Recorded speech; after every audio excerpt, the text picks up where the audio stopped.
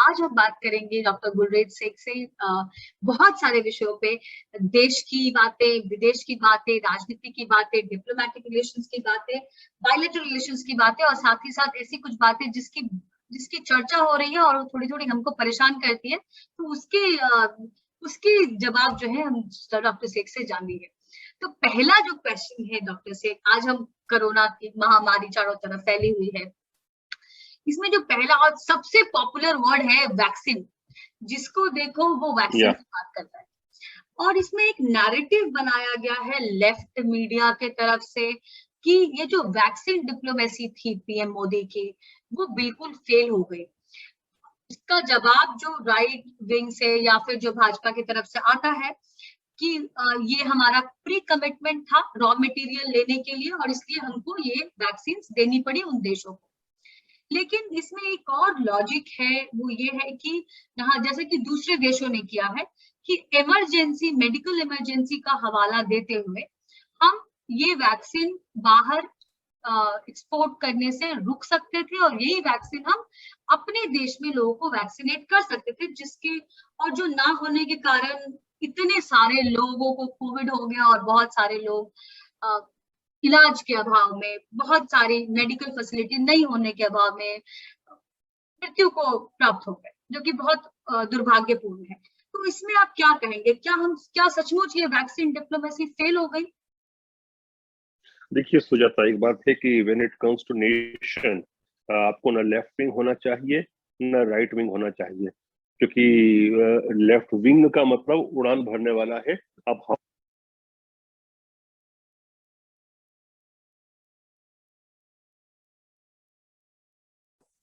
Can you hear me?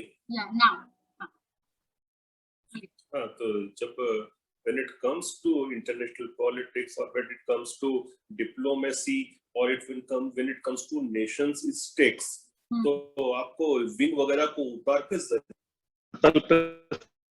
धरातल पर ही बात करना पड़ेगी और करना भी चाहिए। पहली बात तो यह है कि हमने जो बल्क ऑफ मटेरियल भेजा है और जो बल्क ऑफ हमारा वैक्सीन है वो कोविड शील्ड है। कोविड शील्ड किसने बनाया? It was developed by Oxford university in collaboration with AstraZeneca company, और उससे आधार पूनावाला की company serum institute of India ने लाइसेंस लिया।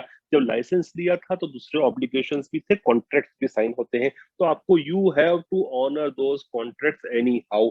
दूसरी नंबर वन, तो सबसे पहला तो उसमें, और मटेरियल भी देखिए, वैक्सीन ऐसा नहीं है कि कहीं से इंग्रेडिएंट लिया थोड़ा सा, एक बार एक कंट्री से इंग्रेडिएंट मंगवाया और आपने एक सीरम बना लिया। It never happens like that. उसमें लगभग 3000 या उससे ज्यादा इंग्रेडिएंट्स होते हैं जो अलग अलग 30 मुल्कों से आते हैं, तब जाके आपका वैक्सीन निर्मित हो पाता है। तो वहां भी आपके बहुत सारे कंपल्शंस होते हैं। कई देश ऐसे होते हैं कि जब आपको इंग्रेडिएंट्स देते हैं, जब आप उनको ये वादा करो कि आप वैक्सीन दोगे, क्योंकि उनके पास इंग्रेडिएंट्स देने की कैपेसिटी है, वैक्सीन मैन्युफैक्चरिंग की नहीं है।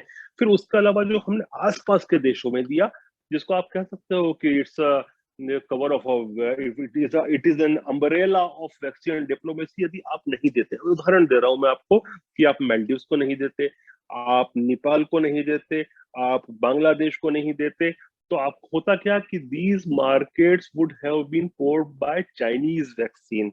और आप ये समझिए ना, और आपकी बॉर्डर पर चीन बैठा है। मैं बार बार कहता हूं, आज नहीं तो कल आपको एक जंग लड़नी है, और जब जंग लड़नी है चीन से, तो ये छोटे छोटे स्टेट्स है ना, चाहे बांग्लादेश हो, चाहे नेपाल हो, चाहे श्रीलंका हो, चाहे मालदीव्स हो, इनका बहुत बड़े स्टेक्स होंगे और इनके ऊपर हमारे स्टेक्स होंगे। तो इनको आपको अपने पाले में रखना है। और जब वैक्सीन की जरूरत है, देखिए अभी जो स्थिति है ना, जिसको कहते हैं कि उर्दू में कहते हैं नफसी नफसी का आलम होना, मतलब everybody is just worried about themselves. तो उसमें बड़ा भाई वही होता है जो छोटे भाई की केयर कर ले। तो आपको कहीं ना कहीं इनको देना कंपल्शन था। एक कंट्री को जो हमने दिया, पैराग्वे को केवल 1 लाख वैक्सीन दिए हैं, वो भी हमारे खुद के भारत बायोटेक के वैक्सीन दिए हैं, जो आईसीएमआर के साथ डेवलप हुआ है। वो क्यों दिया? क्योंकि रिक्वेस्ट आई थी ताइवान से। ताइवान से क्यों रिक्वेस्ट आई थी? ताइवान को केवल आज की तारीख में चाइना का विरोध करके दुनिया के केवल और केवल 14 countries as a country, as a nation उसको एक्सेप्ट करते हैं। पैराग्वे के साथ ऑलरेडी चाइना की वैक्सीन की डील चल रही थी और चाइना ने कंडीशन ये रखी थी कि आप पहले recognization of Taiwan as a nation हटाओ, तब जाके हम आपको वैक्सीन देंगे। तो उसमें यदि भारत बीच में नहीं आता तो चाइना को एक मॉरल बूस्टअप मिलता, डिप्लोमेटिक बूस्टअप मिलता against Taiwan. States of Taiwan बहुत इंपॉर्टेंट है जियोपॉलिटिकल लोकेशन के हिसाब से, हमको अपना प्रभाव रखना। देखो अभी सुनने में फिर क्रूड लगेगा, मेरी बात बुरी लगेगी, तो कई लोग बोलते हैं कि doctor Sheikh you are mean person, लेकिन when it comes to international diplomacy and politics everybody is mean. मैं ये कहता हूँ कल, आज नहीं तो कल चाइना से लड़ना है, लेकिन कहाँ लड़ना है? क्या लद्दाख में लड़ना है? हम तो नहीं चाहेंगे लड़ना पड़े लद्दाख में। हम तो नहीं चाहेंगे कि अरुणाचल प्रदेश या भारत के नॉर्थ ईस्ट में हमको लड़ना पड़े।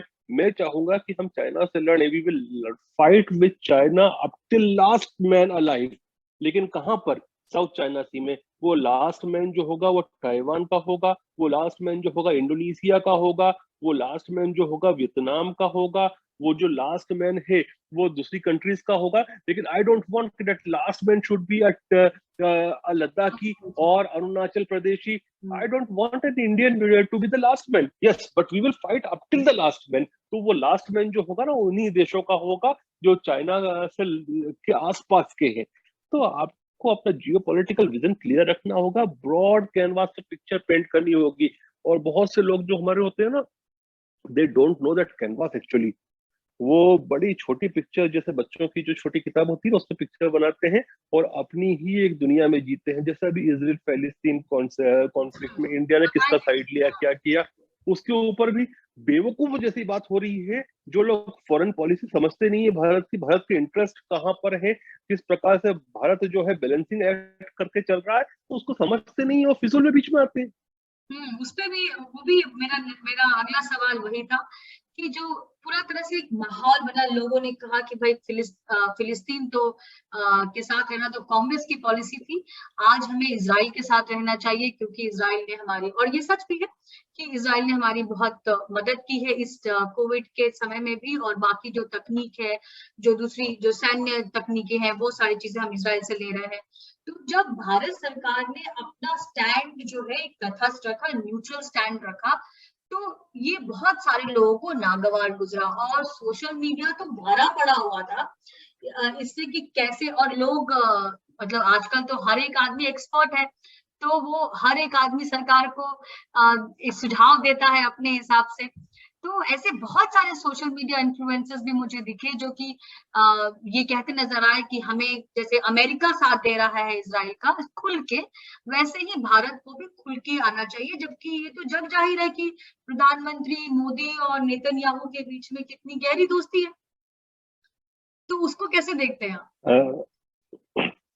देखिए सुजाता, मेरे बहुत सारे दोस्त हैं जो इजरायली हैं, इजरायली जीव है टू बी वेरी प्रिसाइज, और बहुत सारे मेरे दोस्त हैं जो कि अरब्स हैं, पैलेस्टीनियन। अभी तक कोई मेरा दोस्त नहीं बना, लेकिन आसपास से कंट्रीज के सऊदी के लोग हैं, यूएई के नेटिव्स हैं, बहरेनीज हैं, तो ये भी मेरे दोस्त हैं। और मेरे तो दोनों से ऑलरेडी हमेशा कांटेक्ट होता रहता है। कई बार संवाद जो हम लोग आपस में चर्चा करते हैं उसको उन लोगों को भी लेकर आता हूँ मैं। अभी भी सोच रहा हूँ कि शायद कल या परसों में इजराइल से और किसी मिडिल ईस्ट कंट्री से किसी को बिठाऊंगा ताकि हम चर्चा करें कि वहां पर एग्जैक्टली ग्राउंड सिचुएशन क्या है। एनीवेज, लेकिन एज अ नेशन हमको, देखो आज हम जिस स्थिति पर हैं, हम अभी अमेरिका नहीं बने हैं।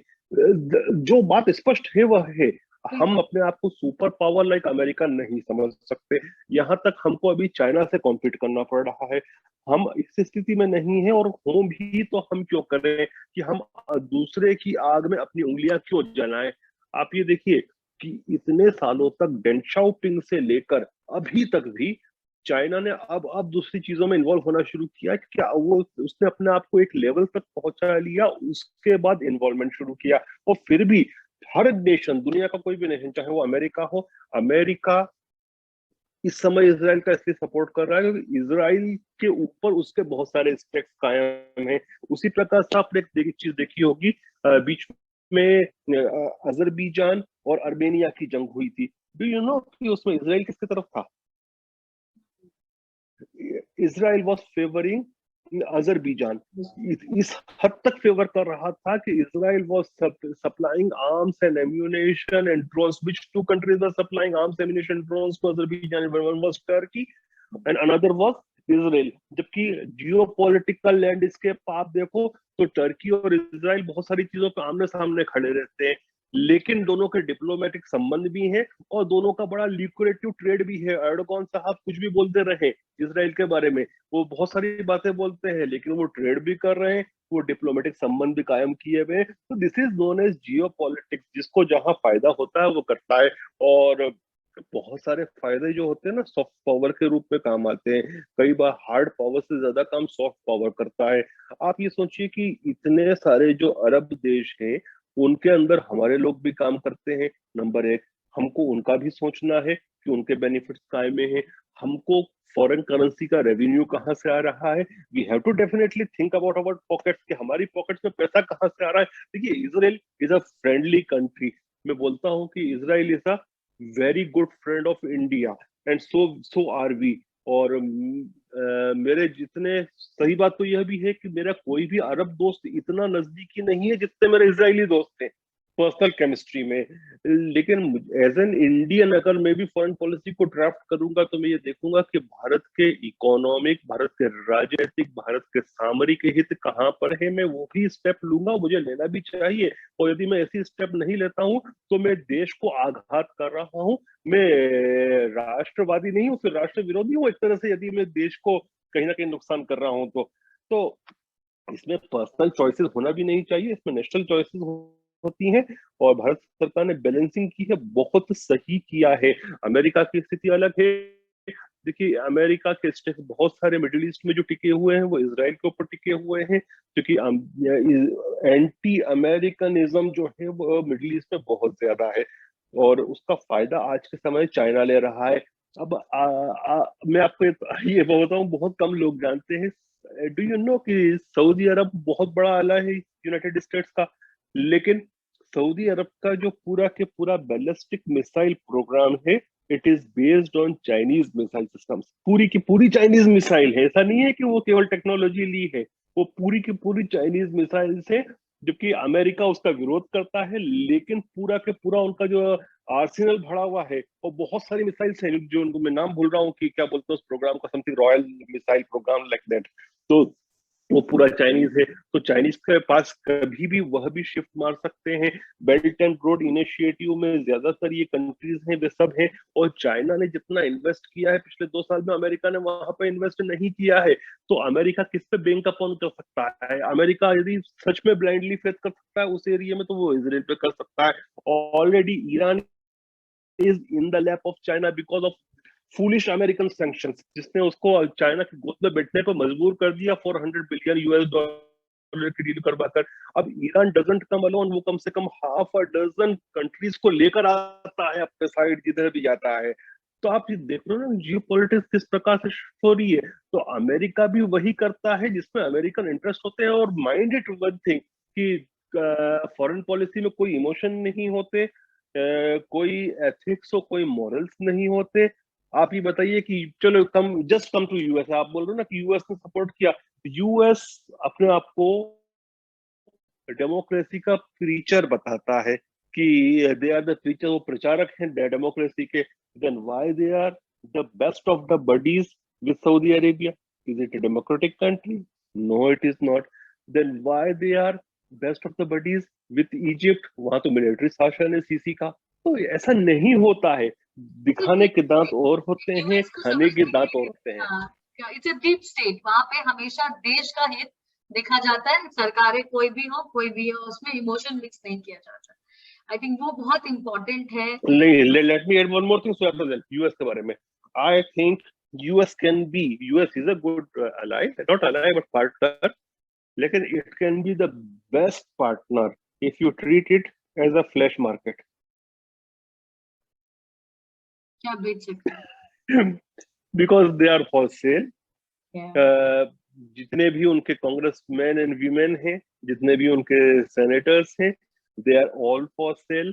वो उसी का फेवर करते हैं, उसी के लिए माहौल बनाते हैं जो उनको पे करता है। India needs to learn how ना लॉबिंग लीगल भी है, but we must understand how to exploit that flesh market. This is a very crude term I'm using, लेकिन flesh market है वो। तो डॉक्टर शेख, आपको लगता है ऐसा कि समवेयर हमारा जो डिप्लोमेटिक रिलेशनशिप रहा है यूएस का, कभी अच्छा रहा, कभी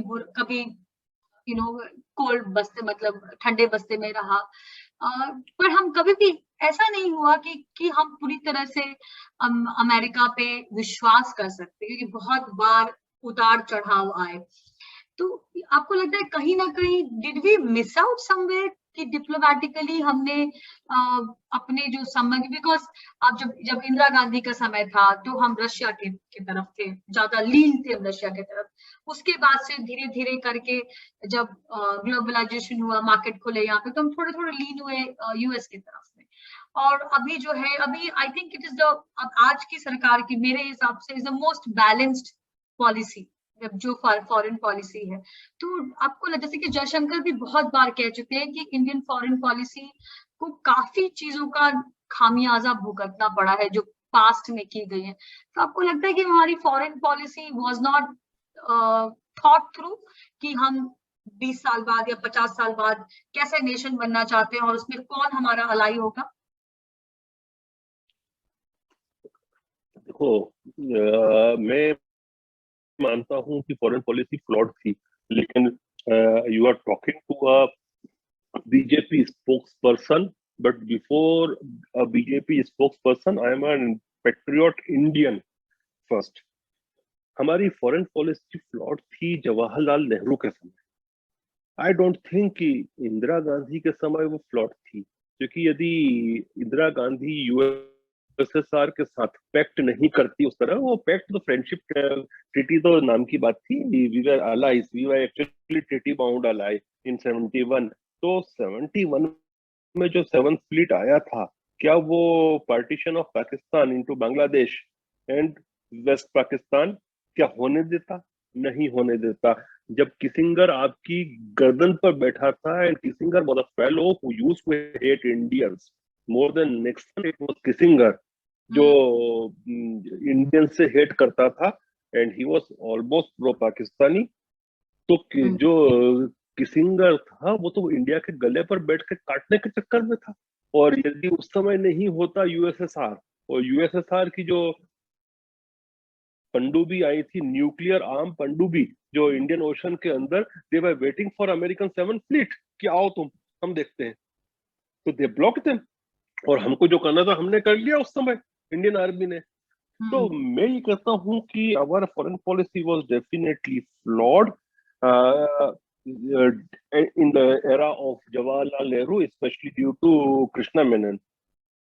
इंडिया ने कृष्णा मेनन की पॉलिसीज की बहुत ज्यादा खामियाजा भुगता है।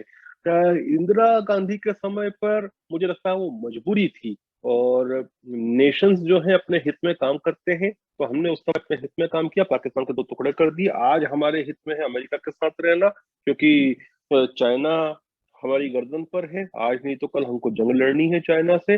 तो हमारे लिए ally, best of the ally possible जो है वो अमेरिकन कैंप है, तो आज उसमें है। Still there are just 2 countries in the world, बड़ी कंट्रीज की बात कर रहा हूँ, जो अपनी सोवर्जेंट फॉरेन पॉलिसी आज भी रखते हैं। एक इंडिया है और दूसरा फ्रांस। ठीक है, और इस पे एक जुड़ा हुआ छोटा सा सवाल ये भी निकलता है कि जो जिस तरह से अभी एक प्रोपेगेंडा चलाया गया, मतलब वो एंटी मोदी तो था ही, पर एक तरह से एंटी नेशन भी था। जैसे जिस तरह की चीजें दिखाई गई टाइम मैगजीन पे, जलती हुई चिताएं, मरते हुए लोग, जिस पूरे फॉरेन मीडिया उस पे लगा हुआ था, जबकि ऐसी चीजें दूसरे भी देशों में हुई। मैं ये नहीं कहती कि ऐसा हमारे देश में हुआ और ये बिल्कुल ठीक है, ये बहुत दुर्भाग्यपूर्ण है। जिन्होंने अपने परिजनों को खोया है, हम तो उनकी कल्पना भी नहीं कर सकते, वो एक इरिपेरेबल लॉस है, उसमें मेरी पूरी संवेदना है उसके साथ। लेकिन जिस तरह से दिखाया गया फॉरेन मीडिया में, और foreign Washington Post, New York Times, time magazine, आप you name it, Australian, everybody, मतलब they ran a anti Modi, anti India campaign. It was a campaign, मैं उसको कैंपेन कहूंगी, वो रिपोर्टिंग नहीं थी, वो एक कैंपेन था। Thought through campaign. जबकि आप 10,000 जब इटली में लोग मर रहे थे तो उसकी तो आपने चित्र नहीं भेजे पूरी दुनिया में कि कैसे लोग मर रहे हैं।